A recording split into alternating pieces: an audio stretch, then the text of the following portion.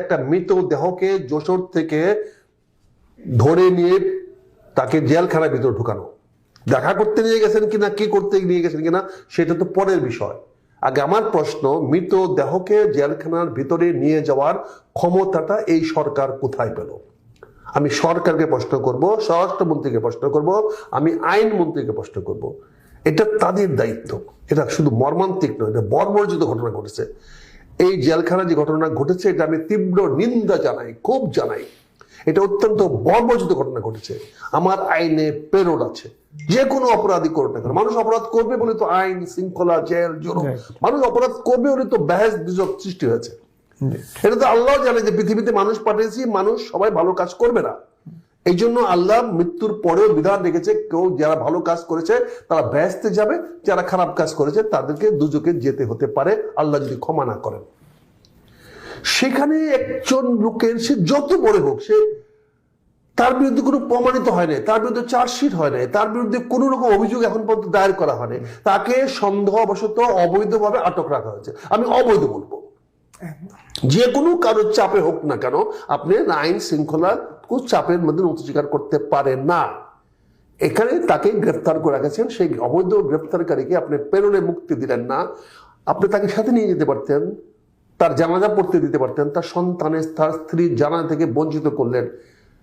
আসিফ নজরুল সাহেব, জাহাঙ্গীর সাহেব, এটা যদি আপনার বেলা হয়, আপনার স্ত্রী সন্তানের বেলা হয়, আপনার মা বাবা বেঁচে থাকলে তাদের বেলায় যদি হয়, তখন যদি আজকে না করো, আজকে তো শেখ হাসিনা তো ক্ষমতা নাই, আজকে তো সাবেক স্বরাষ্ট্রমন্ত্রী ক্ষমতা নাই, আজকে তো সাবেক আইজিপি জেলখানার ভিতরে। এখন তাদের যদি আপনার বেলায় যে আপনি যে ওই দিন যাবেন না, আমি যে একদিন ওখানে ভিতরে ঢুকবো না, তার কি নিশ্চয়তা আছে? আমিও তো জেলে থাকতে পারি।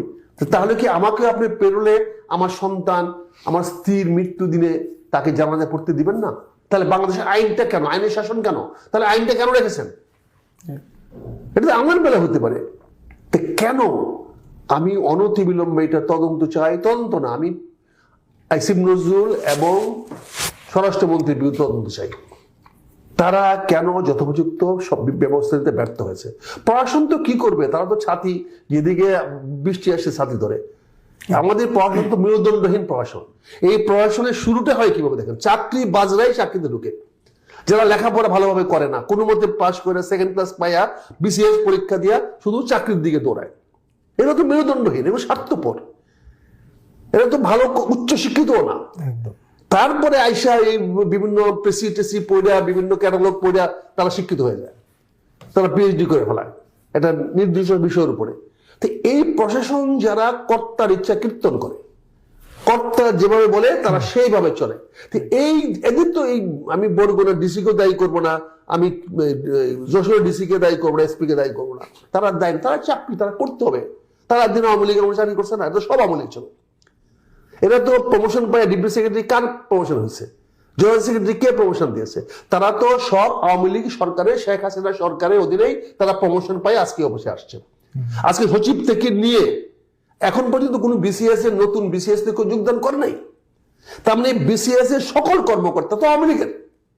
আপনি জানেন এই বিসিএস এর ইন্টারভিউ আওয়ামী লীগের শেখ মুজিবের নাম বলতে না পারলে, তার বাবার নাম বলতে না পারলে, তার জন্মদিবস বলতে না পারলে সে চাকরি পেত না। বিসিএস তাকে ফেল করা দিত। আজকে যারা বিসিএস হয়ে অফিসার আছে তারা তো সব তো আওয়ামী লীগের, তারা আওয়ামী লীগের স্পন্সর। এখন তাদেরকে দোষ দিয়ে কি লাভ হবে? তারা চাকরি বাঁচানোর জন্য এখন লেবাস পরিবর্তন করছে। কালকে যদি আবার ক্ষমতার পরিবর্তন হয়, তারা আবার লেবাস পরিবর্তন করবে। কিন্তু আমার প্রশ্ন হচ্ছে, এই যে একটা অমানবিক কাজ করা হলো, এই দায় কে নেবে? আমি ডক্টর ইউনূসকে দায়ী করবো না, কারণ তার পক্ষে তো জানা সম্ভব না যে কোথায় কে মারা গেছে, তার স্ত্রীকে দেখানো হয়েছে কি না হয়েছে। উনাকে যদি তার অথরিটি যদি রিপোর্ট না করে তাহলে তো জানবে না। কারণ স্বাভাবিকভাবে একটা সংবাদপত্র প্রসেস হয়ে পেপারে আসতে 6 ঘন্টা লাগে। আপনি অনলাইনেও যদি একটা নিউজ যদি পাবলিশ করতে হয় তাও 2 থেকে 3 ঘন্টা সময় লাগে। ঘটনা ঘটার 3 ঘন্টার মধ্যে আপনি অনলাইনে দিতে পারছেন না, তাও যারা 24 আওয়ার্স কন্টিনিউ চলতেছে তাদের অনলাইনে আসবে। হ্যাঁ, আজকে ফেসবুকের বদলতে আমরা তাৎক্ষণিক রিপোর্ট পাওয়া যায়, কিন্তু সেটা তো সরকারি কর্মকর্তারা দেখতে পারেন না। ফেসবুক তো প্রধান উপদেষ্টা দেখেন না, ফেসবুক তো আর আইনমন্ত্রী দেখেন না। কাজে প্রধান উপদেষ্টা এই বিষয়টা জানেন না, এটা ওনার দায় দায়িত্ব না। কিন্তু স্বরাষ্ট্রমন্ত্রী তো উচিত ছিল, যখন ঘটনাটা ঘটে গেছে, তার এসপির তো বলা উচিত ছিল যে এই ধরনের একটা ফেসবুক নিউজ হয়েছে, আমার করণীয় কি। সে বিভাগীয় কমিশনে প্রশ্ন করতে পারতো, ডিআইজি কে প্রশ্ন করতে পারতো, ডিআইজি আইজি কে করতে পারতো, আইজি আইন সচিবকে করতে পারতো, স্বরাষ্ট্র সচিব করতে পারতো, তারা তাদেরকে মন্ত্রীদের বলতে পারতো। এটা তো 5 থেকে 10 মিনিটে 15 মিনিট এক্সারসাইজ, 15 মিনিটে তাকে পেরোলে দেওয়ার ব্যবস্থা করা যেত, কিন্তু হয় নাই। আমরা দেখেন আগেও কেয়ারটেকারের গভর্নমেন্টের আমলে মইনিয়ার আমলের ফখরুদ্দিন কেয়ারটেকার আমলে দেশমাতা খালেদা জিয়ার আম্মা মারা গেছিলেন, সেখানেও কিন্তু আমাদের পেরোলে দেশমাতা খালেদা জিয়াকে মুক্ত করে আনতে, তারেক রহমানকে মুক্ত করে আনতে এবং কোকোকে মুক্ত করে আনতে আমাকে সারা রাত চেষ্টা করতে হয়েছে। আমার সঙ্গে রিজভী সাহেব ছিলেন, জানেন আমি রাতে 3টার সময় দরখাস্ত দিয়ে আসছিলাম তৎকালীন স্বরাষ্ট্রমন্ত্রী স্বরাষ্ট্র সচিবের বাসায়, গুলশানে তার বাসা ছিল। মতিন সাহেবের, মতিন না, স্বরাষ্ট্র সচিবের, সচিবের মতিন সাহেবের সাথে কথা বলে মতিন সাহেব বলছে পেরোল দিবে, সচিব সাহেবের সুপারিশ লাগবে, সেই জন্য সচিব সাহেবের কাছে আবেদন করে দিয়ে আসছিলাম আমরা। কিন্তু তারপরেও আমরা একটা রাতে থাকার জন্য অনুমতি পাই নাই। দেশমাতা খালেদা জিয়াকে দেওয়া হয় নাই, তারেক রহমানকে দেওয়া হয় নাই, কোকো সাহেবকে দেওয়া হয় নাই। এই সরকার যখনই কর্মচারীরা ক্ষমতায় যায়, তখনই এই যে মানবাধিকার বিরোধী কাজগুলো করে। যতগুলা অনির্বাচিত সরকার আমরা দেখেছি, তারা সবসময় অমানবিক, তারা সবসময় জনগণের বিপরীতে দাঁড়ায় যায়, তারা কখনোই জনগণের অর্থ বোঝে না। এই ছেলেটা এমন কি মহাপাপ করেছে যে এই পাপের জন্য সে পেরোলে 1 দিন 2 দিন 3 দিন মুক্তি পাইতে পারবে না। পেরোলে রাখছি কেন? তাহলে ইংরেজ আমলেও তো পেরোলে আমরা মুক্তি পাইতাম। আমরা পাকিস্তানে গালাগালি করি, পাকিস্তানের মতো পেরোলে আমরা মুক্তি পেয়েছি। আজকে এটা কেন করা হলো আমি এটা নিন্দা জানাচ্ছি, এবং আমি আজ থেকে বলতেছি আপনার মাধ্যমে, ইলেকশনে আর মাত্র কয়েকদিন বাকি আছে, 8, 10, 12, ওদিকে 12 দিন, এদিকে 6 দিন, 4 দিন, 16-18 দিন বাকি আছে।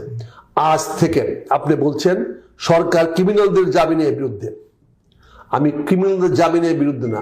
আজ থেকে কাউকে কোনো অপরাধ করতে না দেখলে, আইন অমান্য করতে না দেখলে, সরাসরি যদি তার আইন অমান্যের সঙ্গে জড়িত না থাকে, কোনো মামলার ভিত্তিতে আজ থেকে এই মুহূর্তে কোনো লোককে যেন গ্রেফতার না করা হয়, সে যে রাজনৈতিক দলের হয়ে হতাম না কেন, এই গ্রেফতার বাণিজ্য বন্ধ করতে হবে আজ থেকে, অ্যাজ অন টুডে।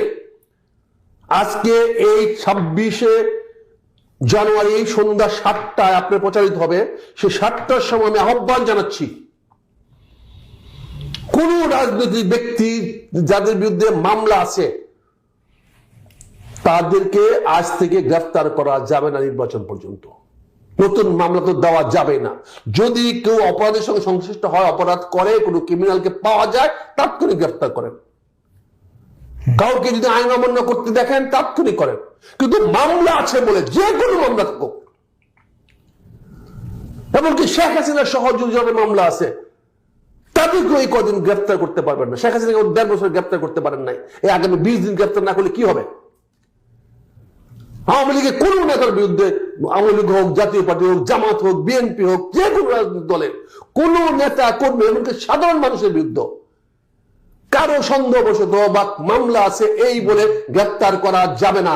এতে নির্বাচনে প্রভাব ফেলানো হচ্ছে, মানুষকে ভয় ভীতি দেখে নির্বাচনের প্রতি অনীহা সৃষ্টি করানো হচ্ছে, এক ধরনের পক্ষপাতিত্ব করা হচ্ছে। আমি আপনার মাধ্যমে আজকে অনুরোধ করব, সরকারের কাছে অনুরোধ করব, এই গ্রেফতার বাণিজ্য আজ থেকে বন্ধ করেন।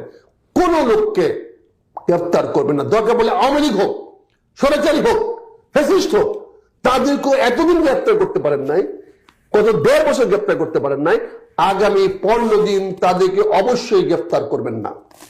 তাদেরকে নিরাপদে ভোট কেন্দ্রে দেন, তাদেরও ভোটের দরকার আছে। অন্তর্ভুক্তিমূলক নির্বাচনে আওয়ামী লীগের লোকদেরকে ভোট দিতে হবে।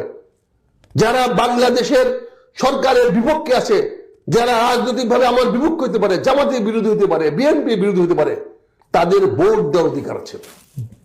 তাকে ভোট দেওয়ার জন্য তাদেরকে গ্রেফতার করার, হুমকি দেওয়া বন্ধ করতে হবে।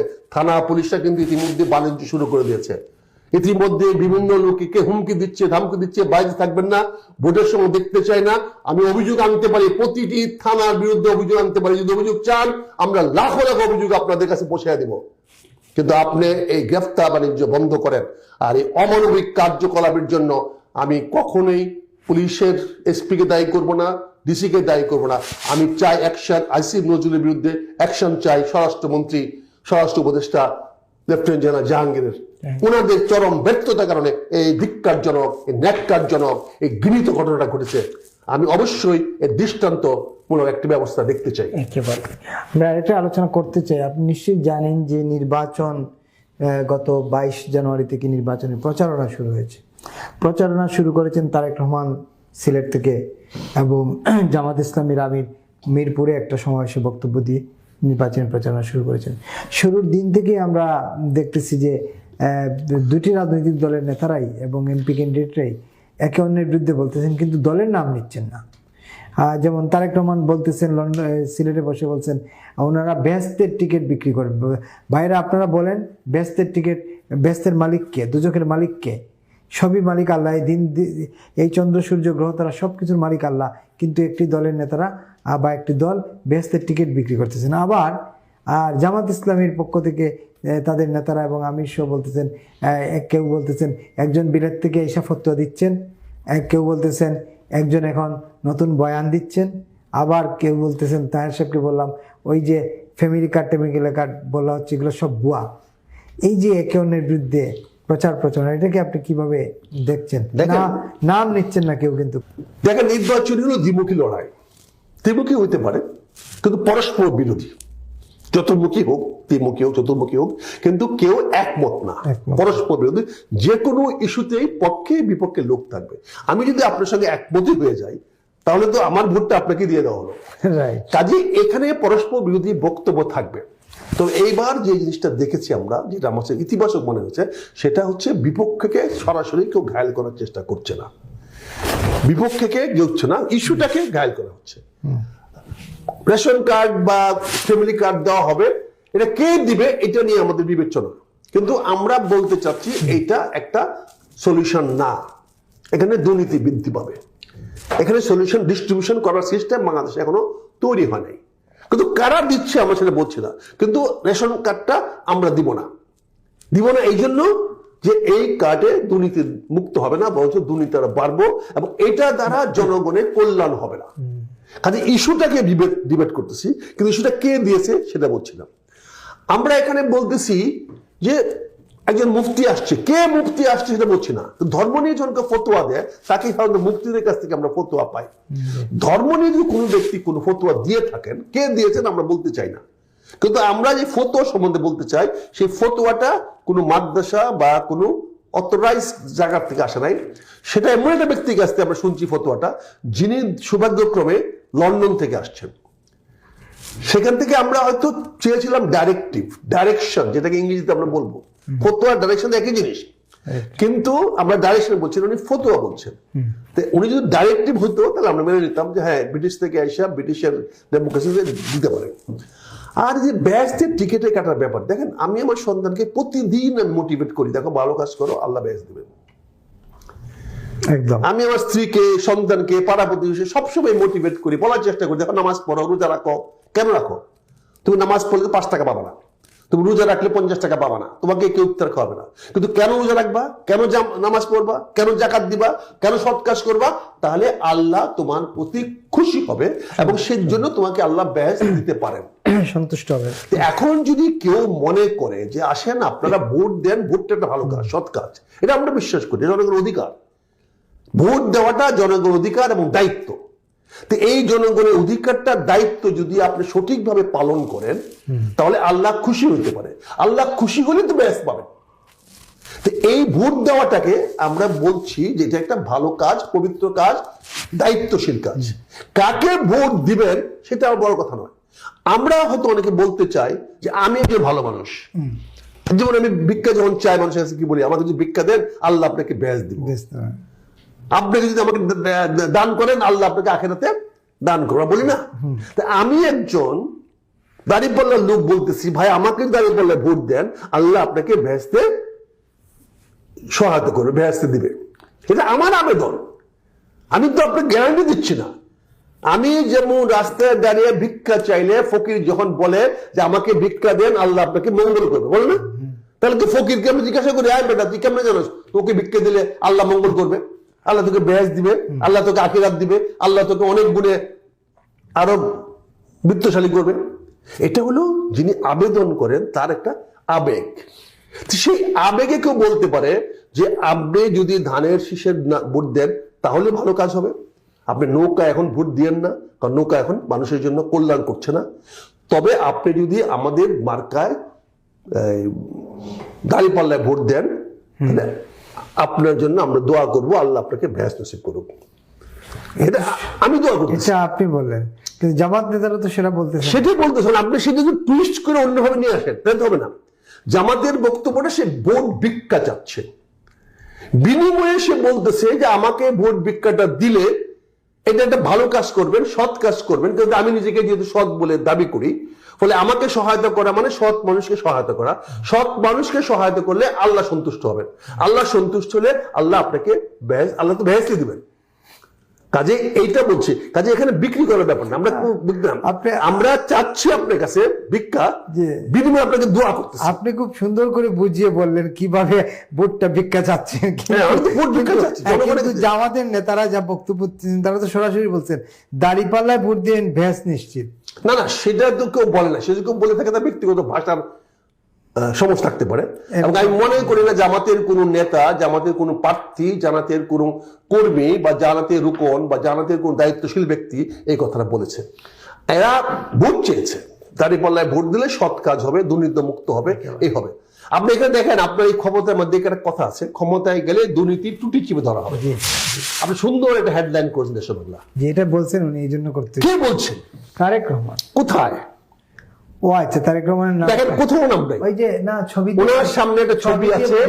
কাজে এখানে বুঝার ভুল, যেখানে বুঝার ভুল সেখানে গন্ডগোল। আমি কি বুঝবো? এই বক্তব্যটা সবারই, সকল রাজনৈতিক দলের বক্তব্য। কি বক্তব্য? ক্ষমতায় গেলে দুর্নীতির চুটটুটি চেপে ধরা হবে। কিন্তু দুর্ভাগ্যবশত তারেক রহমান সাহেবের এই বক্তব্য হতে পারে না।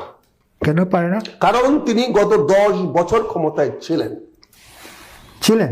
উনি 10 বছর ছিলেন, ওনার দল 10 বছর ক্ষমতায় ছিল।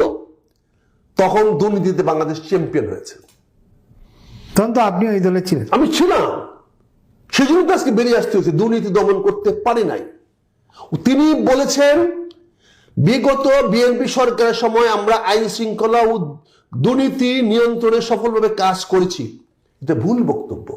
5 বার চ্যাম্পিয়ন হয়, এটা ভুল বক্তব্য। উনি 5 বার চ্যাম্পিয়ন হয়েছে। তা আমার এই নেতা যদি বলতেন আমরা নিয়ন্ত্রণ করতে পারি নাই, তাহলে জনগণ কি আপনাকে মাথায় বাড়ি মারতো? বলতেই তো নেতা সঠিক কথা কইতেছেন আগামীতে, তাহলে বলতো সঠিক কথা বলতে। উনি যদি বলতেন যে আমরা ক্ষমতায় ছিলাম, বিগত সময়ে আমরা দুর্নীতিকে দমন করতে পারি নাই, আমরা আইন শৃঙ্খলা উন্নতি করতে পারি নাই, আমরা আইন শৃঙ্খলা উন্নতি করার জন্য অপারেশন ক্লিন হার্ট দিয়েছিলাম, ঢাকা শহরে কয়েকজন কমিশনার নিহত হয়েছিল, আমরা তাদের রক্ষা করতে পারি নাই, 64টা জেলাতে একযোগে বোমা পড়াবাজি হয়েছিল, আমরা দমন করতে পারি নাই। আমরা এই কথাগুলো তো বলতে পারতাম। আমি যদি আজকে তারেক রহমান সাহেবের একজন পাশে থাকতাম, তাকে কথা বলার সুযোগ পাইতাম, তাহলে আমি অনুরোধ করতাম ওনাকে এই বক্তব্যটাই হুবহু আপনি দেন। কিন্তু আপনি দেন জনগণের কাছে আগে দোষ স্বীকার করে। আপনি বলেন বিগত আমলে দেশে সন্ত্রাস মুক্ত করতে পারি নাই, বিগত আমলে আমি দুর্নীতি মুক্ত করতে পারি নাই, তার খেসারত আমি গত 15 বছর দিয়েছি। আমি গত 15 বছর পারি নাই বলে, দেশে দুর্নীতি মুক্ত করতে পারি নাই বলে, দেশ সন্ত্রাস মুক্ত করতে পারি না বলে আমি গত 15 বছর সাফার করেছি। আমি জেল, জুলুম, নির্যাতন ভোগ করেছি। আজকে আমি আপনাদের সামনে কথা দিচ্ছি, ইনশাল্লাহ আগামীতে যদি আপনি আমাকে ক্ষমতা নেন, তাহলে আমি বেঁচে থাকতে দুর্নীতি দেব না, আমি বেঁচে থাকতে সন্ত্রাস আইন শৃঙ্খলা রক্ষা করবো। এটা তারেক রহমান সাহেব বক্তব্য হলে আমার মনে হয় এই বিষয়টা আরো অনেক বেশি সংবেদনশীল হতো, আবেদনশীল হতো। কিন্তু তারেক রহমান সাহেব আবারও ভুল পথে হাঁটছেন, আবারও তিনি হামবাগ দেখাচ্ছেন, আবারও তিনি ওনার প্রতিটি অন্যায়কে এস্টাবলিশ করার চেষ্টা করছেন, ওনার ব্যর্থতাকে উনি স্বীকার করছেন না। উনি আবারও জনগণের সামনে বলতে যাচ্ছেন যে বিগত সময়ে উনি অন্যায় করেন নাই। কিন্তু ওনার সময় তো অনেক বড় বড় অপরাধের মামলা হয়েছে, অপরাধের দায়ী হয়েছে, জনগণ তো এগুলা ভুলে যায় নাই। কাজেই 5 বার চ্যাম্পিয়ন হয়েছে যে দল, যে রাজনৈতিক দল ক্ষমতায় থাকা অবস্থায়, সেখানে উনার মুখে দিয়ে কথাটা সাজে না। হ্যাঁ, উনি ওনার ভুল স্বীকার করে আগামীতে করবেন না বলে যদি জনগণের কাছে কাফফারা দিতেন, জনগণকে বলতেন, আমি মনে হয় সেটা জনগণের কাছে অনেক বেশি গ্রহণযোগ্য হতো। আজকে তারেক রহমান সাহেব ভালো মানুষ দ্বারা পরিবেষ্টিত নন, ওনার সারাউন্ডিং অ্যাডভাইজার্স তারা গুড পিপল নয়। কাজে আমি মনে করি যে ওনার এই বক্তব্যটা স্ববিরোধী। আর ক্ষমতায় গেলে দুর্নীতির টুটি চেপে ধরা হবে, এটা সার্বজনীন। এটা বাংলাদেশের সকল রাজনৈতিক দল চায়, আপনিও চান। এই জন্য এটার মধ্যে আপনি কাউকে প্রপার্টি রাইট দেন নাই, আপনি হেডলাইনটাকে কারো প্রপার্টি রাইট দেন নাই। আমি দেশবার্তা সম্পাদক সাহেবকে ধন্যবাদ জানাবো। এটা টেকনিক্যাল কারণে আপনার না, যে কারণে হোক, কিন্তু আমরা সাধারণ আমরা যারা পড়ুয়ারা ধরে নেব যে এটা দেশবার্তার বক্তব্য, তিনি এই মেসেজটা সকল রাজনৈতিক দলের সামনে তুলে ধরতে চান। আমি আপনার দেশবার্তা কর্তৃপক্ষকে আমি ধন্যবাদ জানাই এবং ওনার এই বক্তব্যটাকে আমি সমর্থন করি। এটা সকল রাজনৈতিক দলের জন্য। প্রশ্ন হলো, নির্বাচনে যে যাই বলুন না কেন, দুর্নীতির টুটি চেপে ধরুন, কিংবা মেট্রো রেল বাদ দিয়ে মনোরেল করেন, কিংবা ভেস্তের টিকিট বিক্রি করেন, নির্বাচন নিয়ে তো মানুষের মধ্যে শঙ্কার শেষ নেই। এখনো মানুষ বলতেছে নির্বাচন হবে তো। দেখেন, নেতিবাচক মানুষ সবসময় আকাশে রোদ দেখলে বলে বৃষ্টি আসবে, বৃষ্টি দেখলে বলে রোদ আসবে। তো এই যে নেতিবাচক মানুষদের আপনার অধিকার আছে বলা, তাদেরও তো অধিকার আছে, আমি তাদেরকে ধন্যবাদ জানাই। তারা নেতিবাচক কথা বলছেন বলে আমাদের মাঝে প্রত্যয় সৃষ্টি হচ্ছে, আমাদের মধ্যে বিশ্বাস সৃষ্টি হচ্ছে, আমাদের মাঝে প্রচেষ্টা শুরু হচ্ছে। আজকে নেতিবাচক মানুষদেরকে আমরা ব্যর্থ করতে চাই, তাদের বক্তব্যকে আমরা মিথ্যা প্রমাণিত করতে চাই।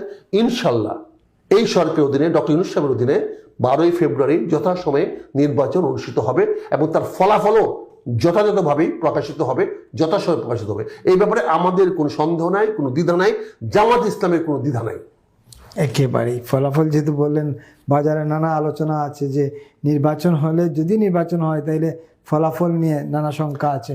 আমরা ভবিষ্যৎ বক্তা নই, আমরা আলোচনা বক্তা না। আমি অনেক আলোচনা করতে পারি, অনেকে আলোচনা করতে পারে। সে আলোচনা করলে সুবিধা হয় কি, আমরা সতর্ক হই। যারা আলোচনা করেন তাদেরকে ধন্যবাদ, তারা আলোচনা করেন বলেই আমরা সতর্ক হইতে হয় এবং ইনশাল্লাহ সেই সতর্ক অবস্থা সরকারও নেবে, আমরা রাজনৈতিক দল হিসাবে জামাত ইসলামও সেই সতর্ক অবস্থা নেবে এবং জামাত ইসলামের লোকেরা ফলাফল না নিয়ে কেউ কেন্দ্র থেকে আসবে না।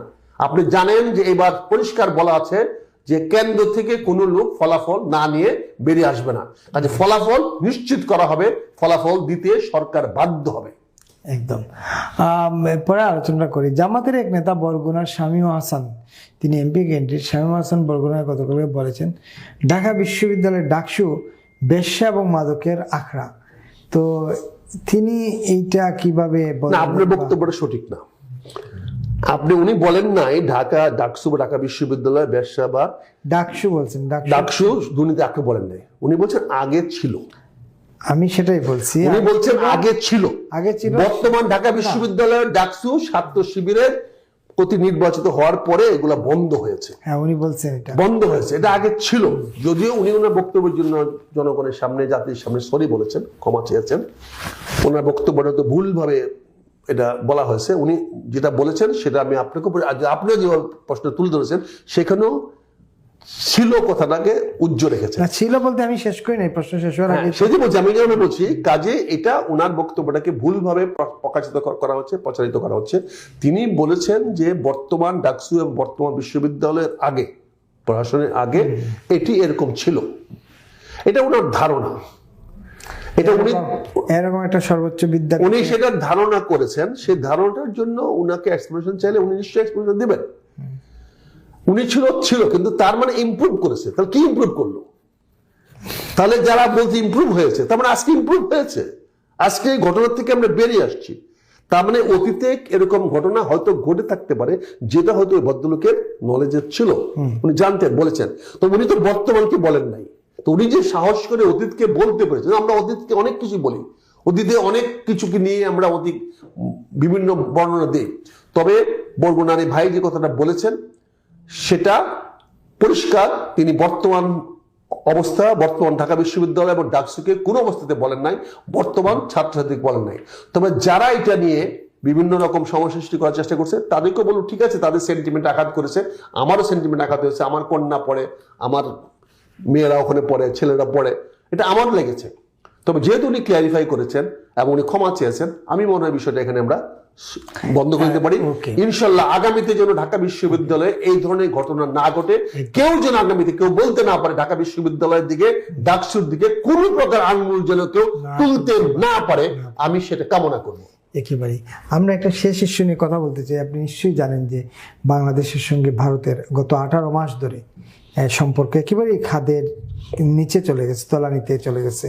সেখান থেকে টেনে তোলার কোনো লক্ষণ কোনো দিক থেকে আমরা দেখছি না।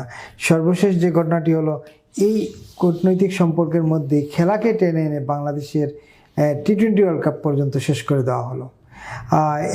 এইটা কি আসলে খুব জরুরি ছিল কিনা? একজন ব্যক্তি খেলতে গেছে ফ্রান্সিসি লিগ, আপনি আমাকে ফ্রান্সিসি লিগে ভাড়া করছেন, আপনার ইচ্ছে হলে আমাকে খেলাবেন, নাইলে নাই।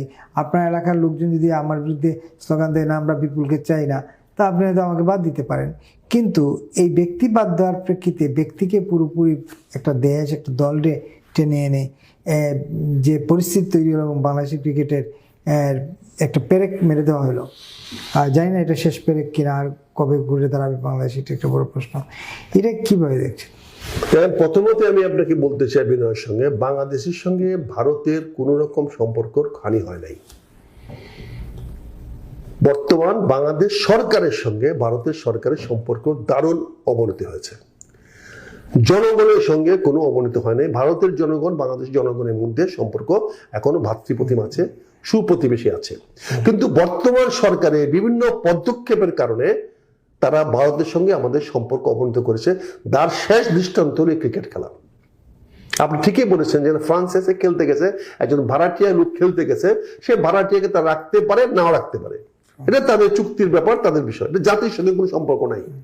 আমি যদি বাইরে গিয়ে ভালো কাজ করলে আমি যদি পদক পাই, পদকটা বাংলাদেশ এনে দিয়ে দিই না।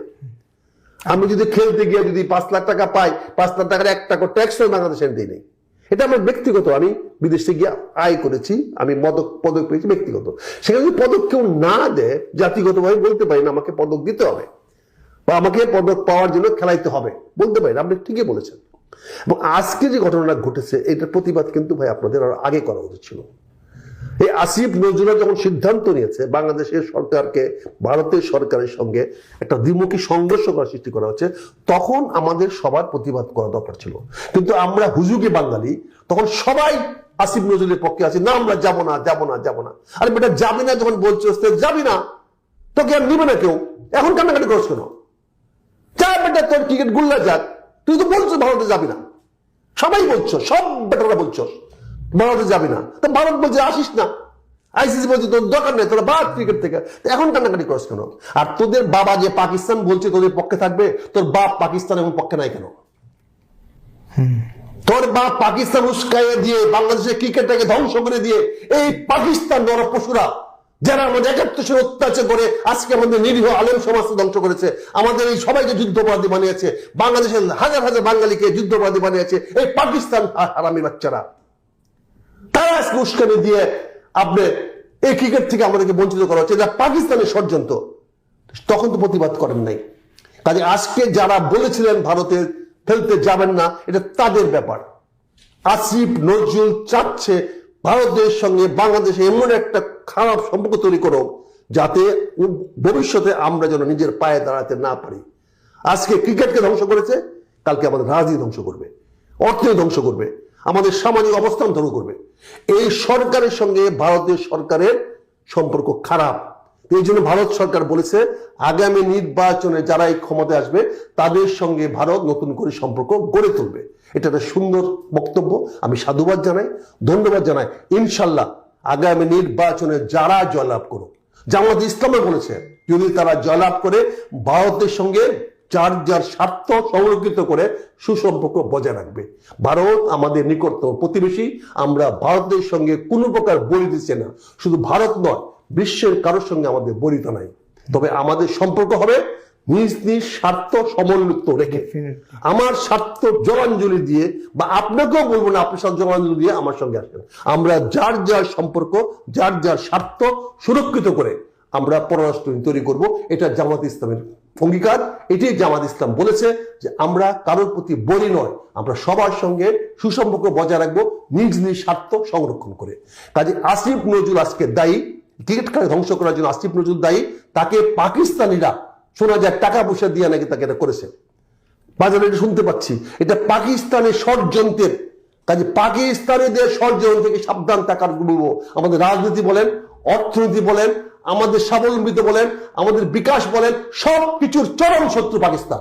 পাকিস্তান কখনো চাইবে না বাংলাদেশের মানুষ পাকিস্তানের উপরে উঠুক।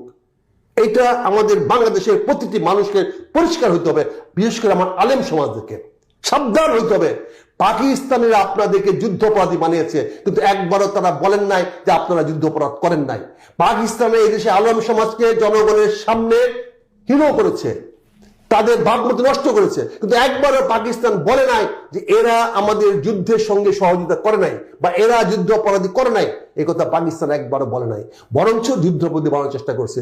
জামাত ইসলামে কোনো যুদ্ধ অপরাধী নাই, আলেমরা কেউ যুদ্ধ অপরাধী নয়। এই কথাটা আজকে আমাদের পরিষ্কার করে স্পষ্ট করে জনগণের সামনে বলতে হবে। এটা ভাই আপনাকে বলবো যে পাকিস্তানের ধাপ্পায় উস্কানিতে যেন আমরা আর কোনোদিন পা না ফেলি। পাকিস্তানকে প্রয়োজন পড়লে আমাদের চিরশত্রু বলে ঘোষণা করতে হবে।